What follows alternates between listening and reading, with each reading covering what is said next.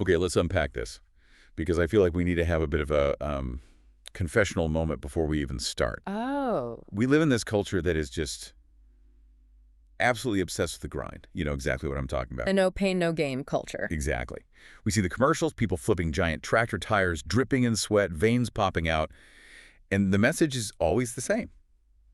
If you aren't suffering, you aren't getting healthier. Right. If you're not about to collapse, you basically didn't even work out. Yeah. And I've always bought into that. I assumed that more sweat just Mm. equals more years added to the clock. It's the prevailing narrative, isn't it? We equate the intensity of the suffering with the magnitude of the reward. But performance and longevity, they're really two different biological goals. And that's where we're going today. We're diving into a stack of research centered on walking, the simple path to longevity. And honestly, my inner gym bro is screaming. I can imagine. The whole thesis seems to be that the #1 exercise for a long, healthy life, not just a fit life, but a long one, may actually just be walking. Just walking. It is definitely a counterintuitive take for the modern fitness industry, which, it sells complexity and intensity. Right. But when you strip away the marketing and look at the biological data, the story really changes. High intensity builds performance, sure, but low intensity, that builds the foundation of life. But hold on. I have to play devil's advocate right out of the gate here. Because walking just feels like quitting. You know, it feels like what you do on your rest day. If I'm just strolling around the block, am I really doing enough to change my physiology? It feels like we're cheating. And that's the exact misconception we need to dismantle. It's about understanding the difference between, say, breaking the body down and tuning the body up. Okay. The research talks about something called cumulative effect. Longevity isn't built in the blast, it's built in the hum. The hum versus the blast. Okay, break that down for me. Because when I do a HIT class, I feel the blast. I feel the burn. I know something is happening. What's the hum? Okay, think about your car.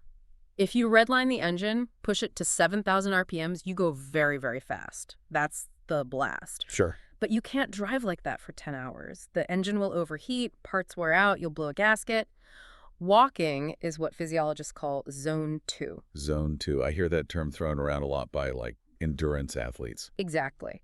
Zone 2 is an intensity where your metabolic demand is basically matched by your oxygen intake. You're not gasping for air.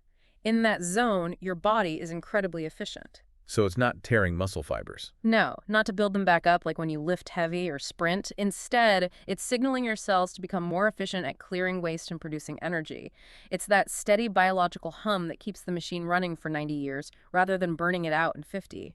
So when I'm pushing hard, panting, face red, that's not necessarily better for my long-term health. It has its place for peak performance, definitely. But biologically, that state triggers a stress response. Cortisol floods your system. Right. The fight or flight thing. It thinks you're running from a tiger. Walking, especially in that zone 2 cadence, conditions your nerves and blood vessels without that cortisol spike. You get all the circulation without the panic. Okay, that makes sense. But let's get specific, down to the cellular level. You mentioned clearing waste. Something that popped up in this research stack was the impact on mitochondria. Mm-hmm. And I remember from high school biology, the mitochondria is the powerhouse of the cell. But that's where my knowledge ends. What is walking actually doing to these little powerhouses? It's a great question. As we age, mitochondrial function declines. The engines get dirty, basically. Okay. They get less efficient at turning fuel into energy, and they produce more exhaust, which is oxidative stress. High-intensity training forces them to work hard, but it can also overwhelm them if recovery isn't perfect. But walking doesn't. Walking recruits a specific type of muscle fiber, type 1, slow-twitch fibers, and these are just dense with mitochondria. So it's like taking the car out on the highway to just blow the soot out of the engine. That's a great way to put it, yeah. Consistent low-level activity actually stimulates something called mitochondrial biogenesis. You grow more mitochondria, Really, you grow more. and you improve their efficiency. It teaches the body to burn fat for fuel instead of just sugar. This is huge because mitochondrial dysfunction is one of the primary hallmarks of aging.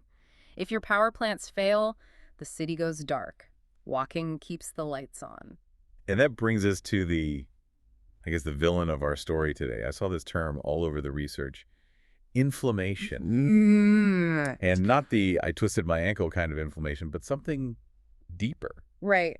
We're talking about chronic systemic inflammation. It's often called inflammaging. Inflammaging. That sounds terrifying. Well, it's the silent driver of almost every age-related disease you can think of. Heart disease, Alzheimer's, cancer. Now, here's the nuance.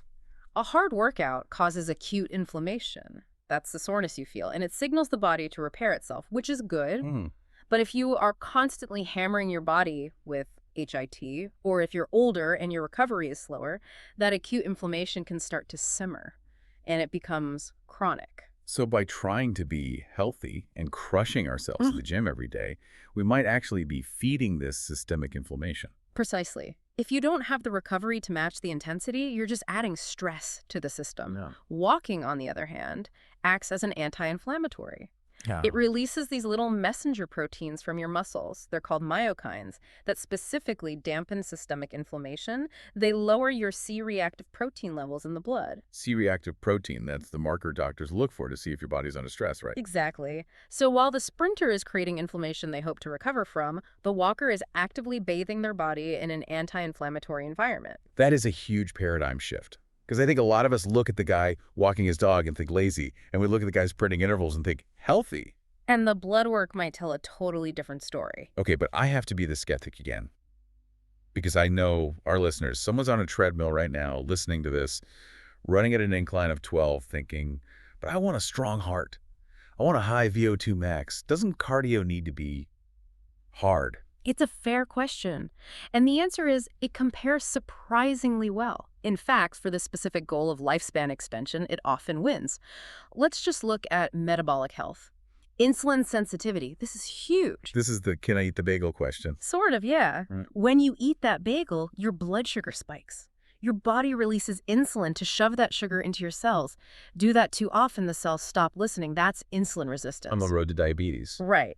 Now, usually you need insulin to unlock the cell door for the sugar, but, and this is fascinating, the simple act of muscle contraction during walking can open that door without insulin.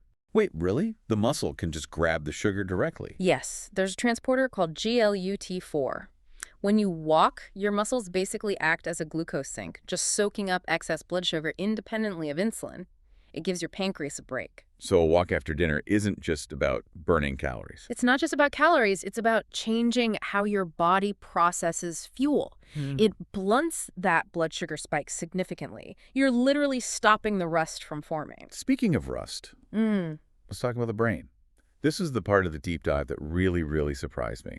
I treat walking as a way to clear my head, get away from screens. But there's an actual physiological change happening up there, isn't there? Oh, yeah. It's not just a feeling, it's fertilizer. It's called BDNF, brain-derived neurotrophic factor. Fertilizer for the brain.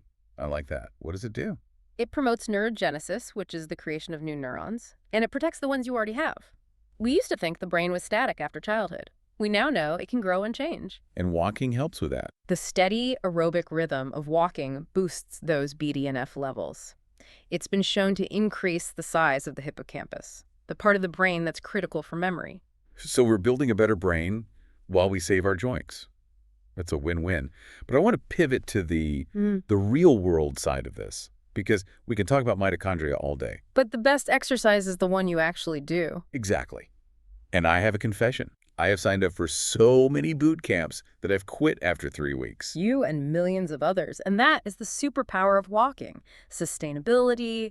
The attrition rate for high-intensity programs is incredibly high. They hurt. They require massive willpower. And dignity. I mean, I once went to a spin class where I pushed so hard, I had to sit in the locker room with my head between my knees for 20 minutes just to drive home. Right. I did not go back.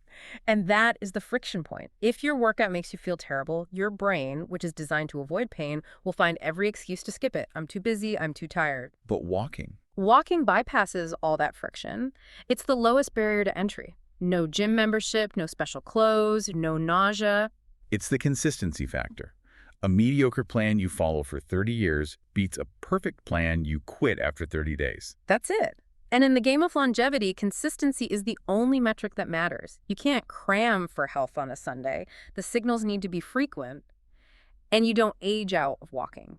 Okay, so we're sold on the why, but I want to talk about the how. Because our listeners like to optimize. If I'm going to spend 30, 40 minutes walking, I want to get the most bang from my buck. Of course. The research stack had some really interesting and honestly some slightly weird tips on how to level up a walk. Right. It's about treating walking as a practice. Yeah. And one of the first things is purely mechanical, the arm swing. Okay, please tell me we aren't talking about prancercise here. I don't want to look like I'm landing a plane in the park. No, it doesn't have to be dramatic. But look at how most people walk. Hands in pockets, or worse, holding a phone, looking down. Their upper body is frozen. Guilty. Walking is supposed to be a contralateral movement. Right leg forward, left arm forward. That rotation engages your thoracic spine and your core. So if I just unglue my arms and let them swing, I'm turning a leg workout into a full body workout. In a way, yes. It engages your lats, your abs, your spinal stabilizers. It also helps with breathing efficiency because you're opening up your chest. Okay, so phone in the pocket, head up, arms swinging. Got it. What about where we walk? The research mentioned something called optic flow. What is that? This connects right back to the brain.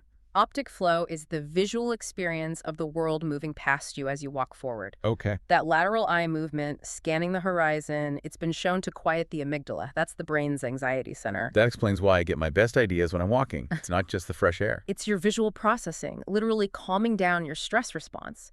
That's why walking meetings are so powerful. You're chemically and visually priming the brain for creativity. I love that. Okay, now we have to talk about the most controversial tip in the sack. I read this, and I literally looked down at my feet and said, no way. Yes. The barefoot walking suggestion. They want us to take our shoes off. I work in a city. I am not walking barefoot to the coffee shop. I will get tetanus. Please don't do that. Yeah. The context is safe surfaces, grass, sand, maybe just inside your own home. Okay, phew. But the logic is incredibly sound. Think about modern shoes. They're cushioned, supportive, narrow. They're basically casts for our feet. So we've cushioned ourselves into weakness. We have. Your foot has 26 bones and 33 joints. It's designed to sense the ground. When you encase it in a thick sole, two things happen. First, the small stabilizer muscles just stop. They atrophy. Because the shoe's doing all the work. And second, you lose proprioception. Proprioception, that's the body's sense of where it is in space, right? Exactly. Your feet are sensory maps. They're supposed to send constant feedback to the brain about the terrain. When you numb that signal with thick shoes, the brain gets a fuzzy map. And as we get older? That loss of proprioception is a primary cause of falls. And falls are catastrophic for older people. So by walking barefoot in the backyard, we are basically retraining the brain's map of our feet. You're waking up the nerves. You're strengthening the arch. It's like reestablishing a high-speed internet connection between your feet and your brain. Whereas shoes are like dial-up. Exactly. So to recap the pro version, Yeah. we're outside for the optic flow, swinging our arms to engage the spine, and maybe, if the grass is clear, we do 10 minutes barefoot to wake up those nerves. It's about integrating movement into the fabric of your life, not just compartmentalizing it into a gym hour, making the movement rich, not just frequent. I think that's the key takeaway for me. It takes the pressure off. You don't have to go to the gym to be healthy. You just have to live a life that involves moving. And that psychological shift is huge. When you stop seeing exercise as a chore or a punishment for what you ate and start seeing it as a fundamental biological need, like hydration. It becomes effortless. It does. Okay, let's synthesize this for everyone listening. We started this deep dive thinking about the grind, the sweat, the pain, and we've arrived at a place that uses science to back up simplicity. The core message really is that the most profound health impacts come from these simple, repeatable practices. Walking is anti-inflammatory, it builds your metabolic health, and most importantly, it's sustainable. It's the ultimate investment. Low cost, high return, compounding interest over decades. But before we let you go, I want to leave everyone with a challenge. Because information without action is, well, it's just trivia. Right. The science doesn't work if you're sitting on the couch. Exactly. So consider this. What if the single most effective thing you could do for your health isn't the hardest thing on your to-do list, but maybe the easiest? What if you stopped waiting for the motivation to run a marathon and just decided to go for a 20-minute walk today? Ask yourself, what is one simple, consistent action you can start right now? Maybe it's a walking meeting. Maybe it's parking at the back of the lot. Maybe it's just taking the stairs. The bar is lower than you think, but the payoff is so much higher than you can imagine. Don't overthink it. Just put one foot in front of the other. Well said. Thanks for diving deep with us today. Go take a walk. We'll see you next time. Yes.